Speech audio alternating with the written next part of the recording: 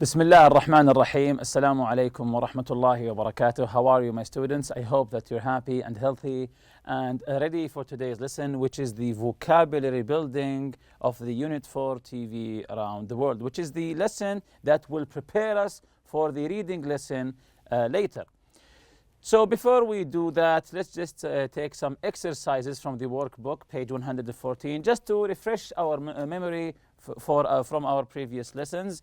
Underline the direct and indirect objects. So we're talking about direct and indirect objects from the grammar lesson.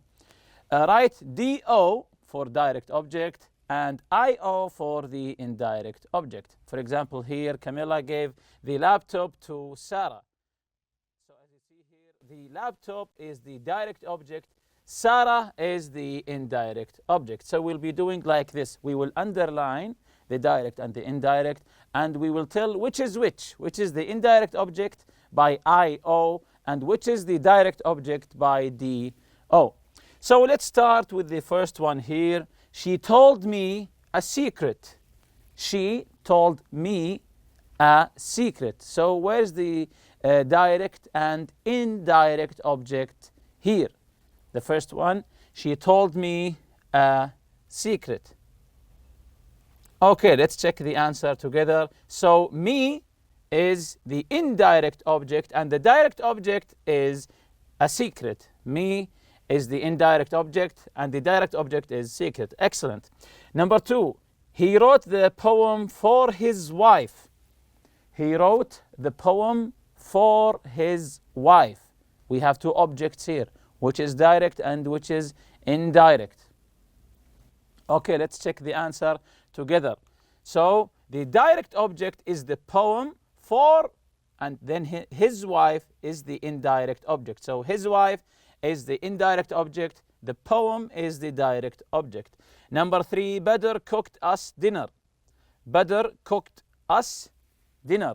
Again, we have two objects, which is direct and which is indirect. Okay, let's check it. So Badr cooked us is the indirect, dinner is the direct object. Number four, I sent the producer a letter. I sent the producer a letter, which is which here, which is direct and indirect. Let's check it together. So the producer is the indirect and a letter is the direct object. Continuing here with number five, will you make me some coffee? Will you make me some coffee, which is direct and which is indirect here? Yes, the me is the indirect, coffee is the direct. Number six, they will give the prize to the best athlete. We have two objects here. Okay, so the direct object is the prize and the best athlete is the indirect object. Number seven, Tom played the show for them. Okay, show or the show is the direct object, indirect object is them.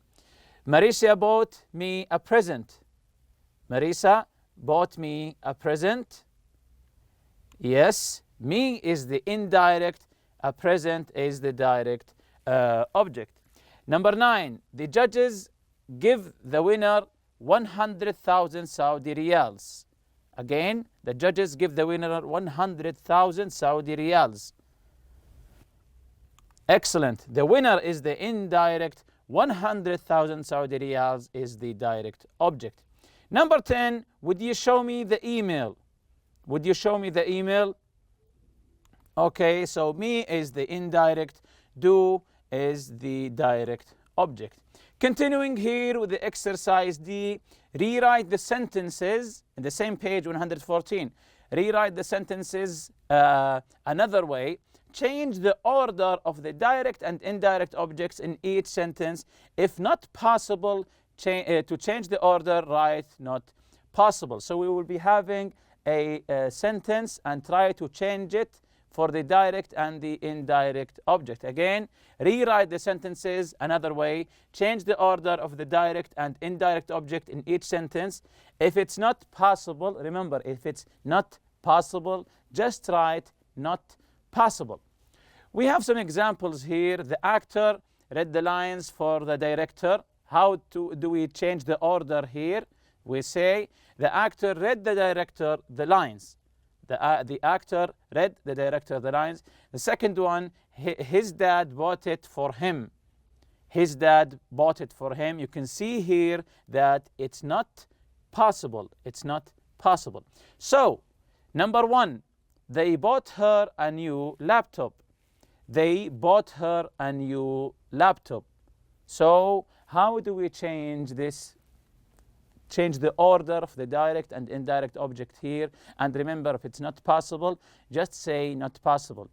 They bought her a new laptop. So how do we change it? They bought a new laptop for her. They bought a new laptop, which is the direct object here. For her, her here is the indirect object. Excellent. Number two, could you give me the remote control? Could you give me the remote control? So how do we change it? Okay, let's check together. Could you give the remote control to me? Could you give the remote control to me? So me here is the indirect and remote is the direct. Number three, Terry opened it for me. Pay attention here. Terry opened it for me. So check your answer again. Terry opened it for me. So this is not possible. Excellent. This is not possible. Number four, he lent his car to a friend. He lent his car to a friend. So here we have two objects. This is very obvious. So what do we say here? Yes, he lent a friend his car. He lent a friend his car. Excellent. Number five, Faisal gave pictures to his fans. Faisal gave pictures to his fans. So here it's very obvious we have two objects. Faisal gave his fans pictures. Faisal, maybe he's very famous because he has fans here. Faisal gave his fans picture. What about number six here? Will you fix it for me? And check your answer here. Will you fix it for me? Yes, excellent. This is not possible. Sarah translated the show for us. Sarah translated the show for us. Yes, again, this is not possible. What about number eight? The host gave the guest star a cup of coffee. The host gave the guest star a cup of coffee. So here we have two objects.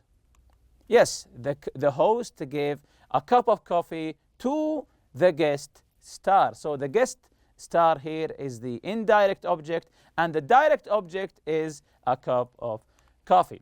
Let's continue here with the workbook, page 115. Complete the conversation with 4 or 2. They are game show contestant and they are trying to create an advertising poster to promote their product. So we have a conversation and we have to fill the gaps using 4 or 2. So let's read it together. Carson, Fahad, is that you? Fahad, yes, it's me. I don't have the address of the stationery store. Can you give it to me? So the first one is already done. Carson, you mean you haven't bought the paper and paints that we need? You can't just expect me make this poster on my own without any materials. So you can't just expect me. Number 1 here. Is it to make or for make? Yes, to make this poster on my own. Fahad, Carson, you promised not speak to me. So you promised not to speak to me or for speak to me. Yes, this is very obvious, not to speak to me. Carson said, I promised what? Fahad, that you wouldn't lose your cool, that you wouldn't speak me like this again. So number 3 here. Yes, that you wouldn't speak to me like this again. Carson, okay, Fahad, I'm sorry, but I'm really stressed. I have to make the best poster possible. All of us. Yes, for all of us. Our whole team. That's quite a responsibility. Fahad, I know, and I want to help you. That's why I offered. Go and find the stuff. You. So here we have two gaps again. And I want to help you. That's why I offered. Yes, to go and find the stuff. Excellent. For you, not to you, for you. No one else offered. I know it's not fair. It should concern all of us, but Carson, okay, the store is on the corner of Poplar and 25th Street. You can't miss it. It has a huge sign that says Best Art Supplies. Fahad, right, I see it now. I have to go. I'll have news to you or for you shortly. Yes, I'll have news for you shortly. Carson, great, thanks. And I'm sorry I spoke, yes, to you the way I did. Oh, forget it. I'll get some food, yes, for us on the way back, and I'll ask them to deliver the supplies, yes, to our studio immediately. See you later. See you later. And remember our previous lesson, the listening part. We listened to the conversation between the quiz show host and the contestant. We listed the things that have positive impact on Imad's performance and the negative impact on Imad's performance. If you remember, we listened to the story of the contestant named Imad. He said the positives are a fantastic trainer, his family, and his mental and physical shape. And the negative impact, a broken toe, if you remember, when the hammer fell on his toe. Also, his father in a hospital, and that he woke up having a cold. And he also took the short version of going to and want to. We said going to, we say gonna. Want to, we said wanna. I wanna go, I'm gonna go. So we don't say I want to, you say I wanna go. When you say I'm going to go, you say I'm gonna go. So this is the short version of going to and want to. So this is today's lesson. The objective here, match words with their meaning. So we'll be learning some new words that will happen to be in the reading next lesson. So this is the vocabulary building here. You will see these words in the reading on pages 54 and 55. Match the words with their meaning. So we have 7 words here and 7 definitions here for the words. We'll have to match them with their meanings. Let's read the words first. We have evolution, distinct, a prototype, transmit, patent, milestone, and affluence. Again, evolution, distinct, prototype, transmit, patent, milestone, and affluence. So number 1, evolution. In which of these sentences does evolution fit? Which of these definitions does evolution fit? But before we do that, read the definitions first by yourself so you could tell which is correct. So evolution, is it A or B or C or D, etc.? Evolution. It's the letter B. The gradual change and development of an idea. The gradual means step by step, slowly. The gradual change and development of an idea. If an idea or anything is slowly developing, this is evolution. What about number 2? Distinct. Number 2, distinct. Let's check the answer together. The letter G, clearly different. When you say something that is distinct, it means that is clearly, obviously, that this thing is different. So distinct means different. Prototype. Prototype, you hear this word a lot in industry. Prototype. Let's check together the letter C. A model used to test a new machine, car, etc. So as I said before, you will hear it a lot in industry, especially car industries.